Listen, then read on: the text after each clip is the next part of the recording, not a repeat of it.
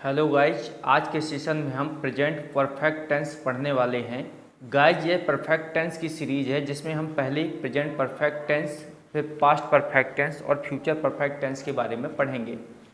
तो चलिए स्टार्ट करते हैं आज के इस सेशन को।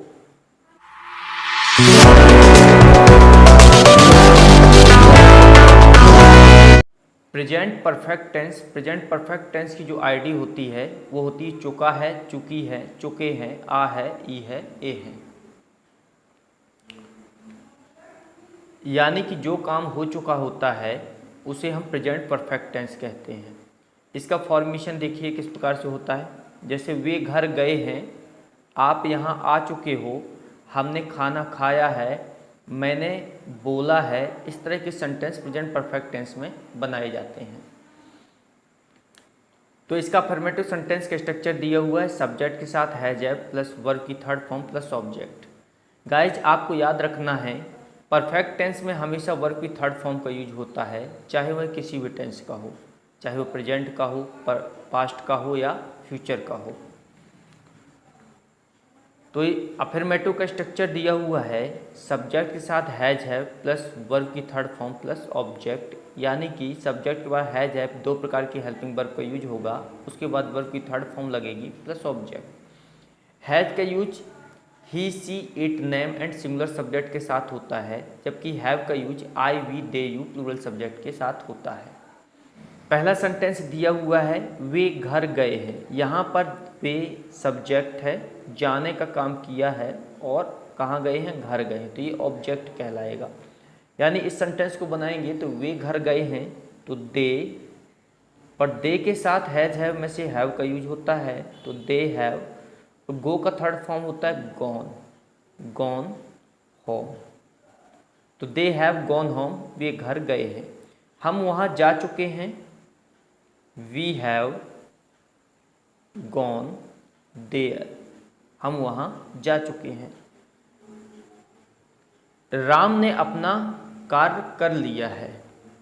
तो राम सब्जेक्ट है और राम के साथ हैज का यूज होगा क्योंकि ये नेम है, तो राम हैज। डू का थर्ड फॉर्म होता है डन। अपना कार्य मतलब राम का कार्य, तो हिज वर्क। तो Ram has done his work, Ram ने अपना कार्य कर लिया है। निगेटिव सेंटेंस दिया हुआ है। सब्जेक्ट के बाद हैज या have plus not plus verb की थर्ड फॉर्म प्लस ऑब्जेक्ट। यानी कि निगेटिव सेंटेंस में हमेशा हेल्पिंग वर्ब के बाद नॉट का यूज होता है।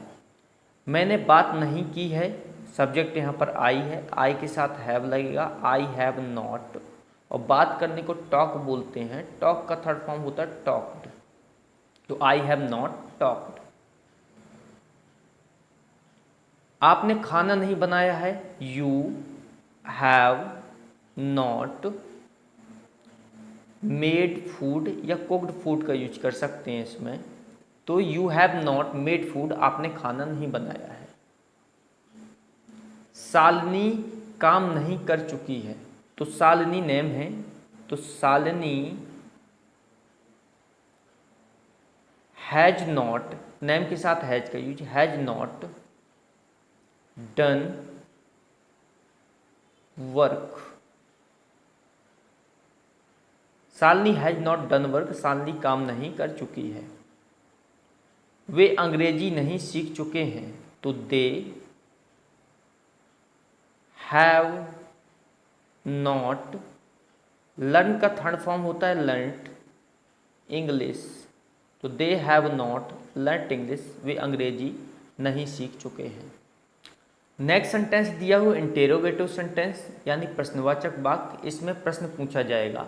इसका स्ट्रक्चर दिया हुआ है हैज या have plus subject plus V3 plus object. यानी सब्जेक्ट से पहले हैज या हैव हेल्पिंग वर्ब आ जाती है।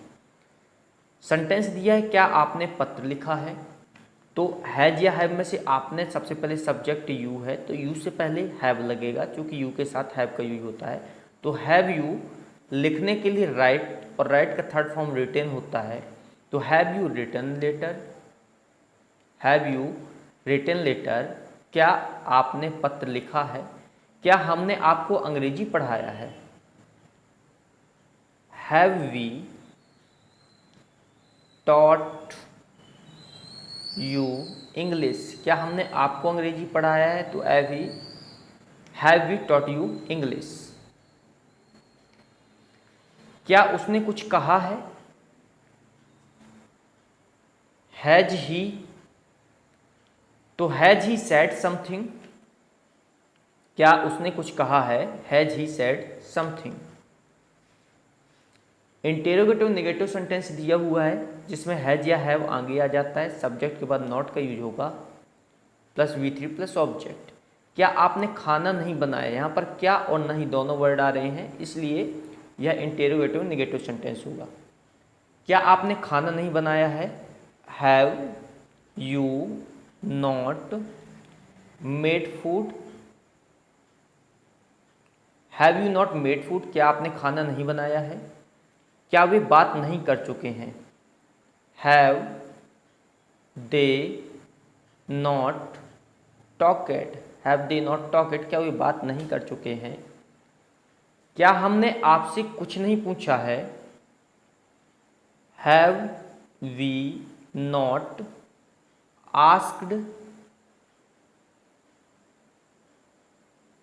एनीथिंग?